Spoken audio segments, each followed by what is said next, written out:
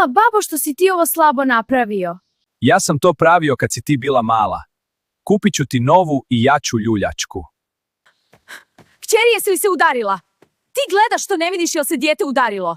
Ma nije se udarila, de smiri se ženska glavo. Hajde kćeri, obuči se, idemo uzeti novu ljulju. Ma ne brini mama, dobro sam. Ja bi da mi kupiš ono gnjezdo.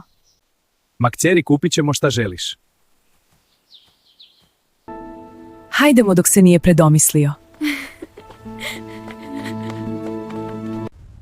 De dijete, polako nisi krenuo na trke. Joj mama, što ti paničiš, meni je ovo baš dobro. No pa letimo! Ovu definitivno kupujemo.